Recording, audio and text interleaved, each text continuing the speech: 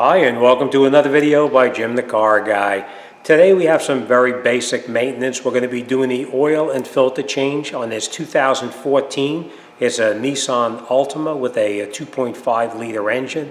So I'm going to bring you up front. I'm going to show you where the oil drain plug is located, where the filter is located, what kind of tools you're going to need to get the job done, and then we'll lower it down and we're going to put the oil back into it. One thing I will tell you is wear gloves, because oil is never good to get on your skin. So you'll always see me wearing gloves whenever I do pretty much any kind of repair work. So let's get up front. Let me show you where everything is located, and then we're going to get started. Okay, well, before we get started, I just want to show you what kind of tools you're going to need to do the job. You're going to need a socket set such as this. You're going to need, of course, a fairly long ratchet that you can get some good leverage out of to get the bolt loosened fairly easy. I know that this is a 14 millimeter nut to drain the oil out of it, and as you can see, this is our new filter, and these are our filter wrenches. This is the different wrenches that they have to remove the filter. You can use any one that works for you. This one is a cap that you can see like this, that the ratchet goes right in through the back right here, and you actually put it over the top like this, and you can remove it from the car as needed. That's one type. There's another type you have such as this that you can put over the filter like that. It goes over the top of the filter just like this, and again you put your ratchet through the top right here, and when you rotate it, these jaws right here dig into the filter and it takes the filter off. Now the other kind you can use is a band wrench such as this. It just goes over the top of the filter like that, and then you would take it and you would rotate it and you would take it off. So depending on personal preference which one you want to use, and here is going to depend on how much clearance we have in there to see which one we're going to use, but we'll see that once we lift it up and take a good look underneath the bottom. We're going to make sure that we use the correct motor oil. This car calls for 0W20 motor oil. Not that I'm pushing one brand of motor oil over another, but 020 is very important that you use the correct weight oil. All right, now underneath the car itself, this is the bottom of the car. Now, as you can see, you have multiple drain plugs here.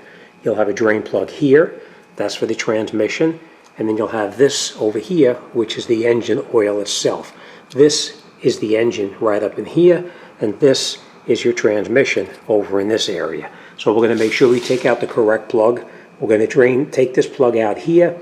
We are going to have a suitable container such as that to catch the oil in, and then we're going to come up underneath here, and our oil filter is actually up underneath here. You pull this back and you can see that white thing there. That's the filter. All right, so all right, let's drain the oil first, and then we'll come back and we'll change that filter. So all right, let's get set up and let's get started.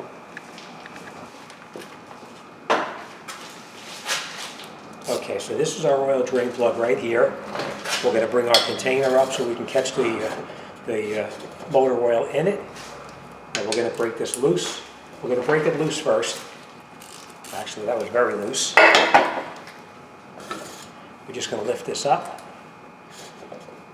And then we're going to take out this drain plug. Now remember what I said about the gloves.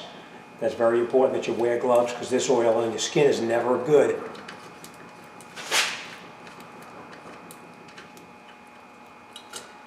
Okay, so now we're going to let that motor oil drain out, and we'll once it finishes draining, then we'll come back and we'll put the drain plug back in, and we'll put that back in there and wrap it up. Now I just want to point this out. This is the gasket on here. You can see this gasket on here. We are going to grab a new gasket in the back, and we're going to put a new gasket on here because this one is in pretty poor condition.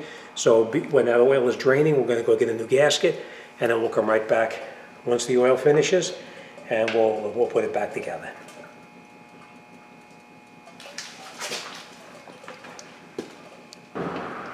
Okay, once your oil finishes draining out, then you'll screw your drain plug in. You're going to screw it in by hand with our new washer on there as well.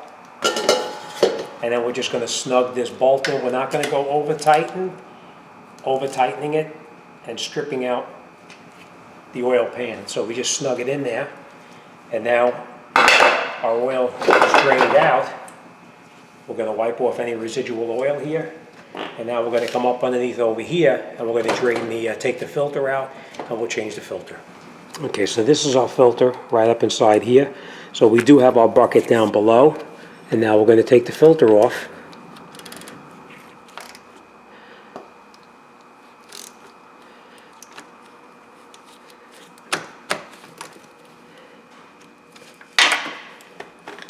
Okay, now this is loose. We're going to bring our bucket back up underneath the bottom here, just like that. And then we're going to loosen the filter and let the oil drain out for a little bit.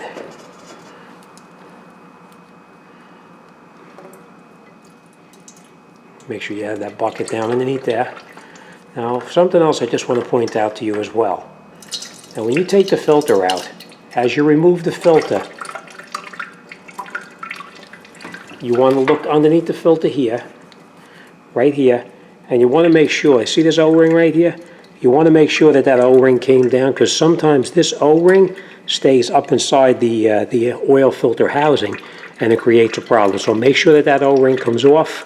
If it did not come off, then you basically just reach up in here, and you pull the filter O-ring out, and you can put your new one back on.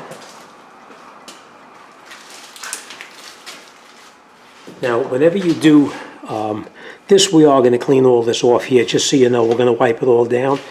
But whenever you put an oil filter on, you want to always make sure that here you actually coat this with clean motor oil before you put it back on. And then we'll just screw it back up like this. Screw it on as tight as you can by hand. There's no need to tighten it up with a wrench or anything like that. You make it as tight as you possibly can by hand, and it'll be fine. Okay?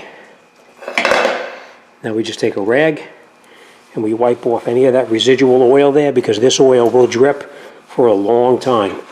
So we just wipe all the oil off all the way around on both sides, so we don't have any mess dripping in your driveway, like that. And that's it. So now our oil filter's up. Let's take these lights back out, and we're going to lower it down, and we'll close this back up. Now, this piece here, I just held it back with the bungee cord, but we are going to put a push pin back inside here to keep this out of the way so it doesn't interfere and touch into the wheel. So let me grab that push pin, and we'll wrap that up. Okay, so like I said, if this push pin is left out, this will touch into the tire when you make a turn, so make sure you put it back in. Like I said, this one was missing, but we'll put a new one in just so we don't have any issues. All right, let's lower it down, and we're going to put the oil back in. Okay, now this is where your motor oil goes in, right up in the top right over here. So we're just going to take this cap off right here, and normally on the cap itself, it'll tell you what kind of motor oil goes in here, but nowhere on here does it say what weight oil goes in here. So make sure you either consult your owner's manual or you look on the computer. So let's go back by the computer just to make sure what we're doing. Okay, so here we are, 2014. It's a Nissan Altima 2.5 liter. And as you can see, the viscosity is actually 0W20. So make sure you use the correct oil. Don't just assume that a 520 or a 530 or whatever can go in there. You need to know for sure. And now we're just going to check capacity. And I already looked it up before, but I want to show you. This calls for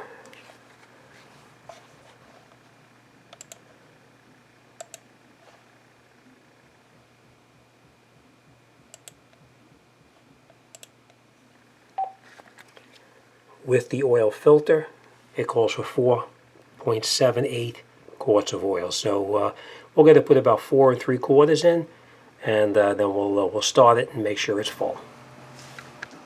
Okay, now as tempted as you may be to just try to pour the motor oil in there, make sure you use a funnel. And now, like I told you, I'm not pushing one oil over another. This is what the customer requested, so that's what we're putting in. Make sure you use the right viscosity. It's 0W20, And this one is a 5-quart container. So we're going to pour in almost all 5, and then we're going to just start it and check it. So let's do that.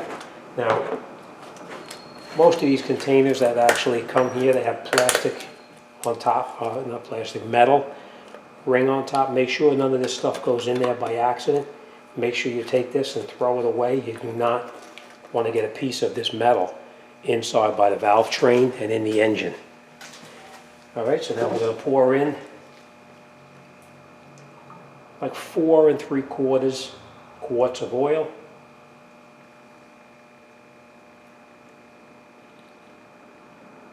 You want to pour it in fairly slowly because you don't want to have it come bubbling up and make a mess.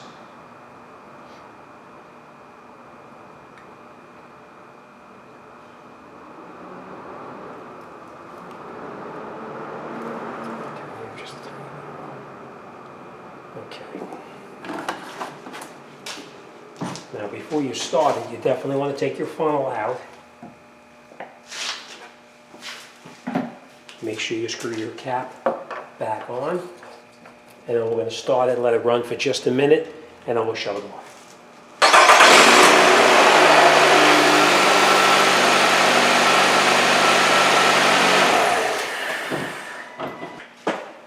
Okay, now after it sits for just a minute, we just pull the dipstick out, wipe the dipstick down. You want to have it nice and clean. And remember, your oil has got to be between the upper and the lower mark. It's got to be someplace in there. Closer to the upper is preferable.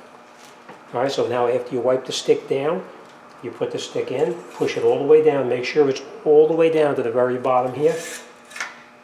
And then you pull it back out. And we'll take a look at it and see. And as you can see, we're almost to the upper mark right now. So we're okay just where it is, because when this sits overnight, it's going to actually, you know, go down inside there. All right, now our cap is back on. Let's talk for a second. Okay, so that's pretty much it. The oil change is now done.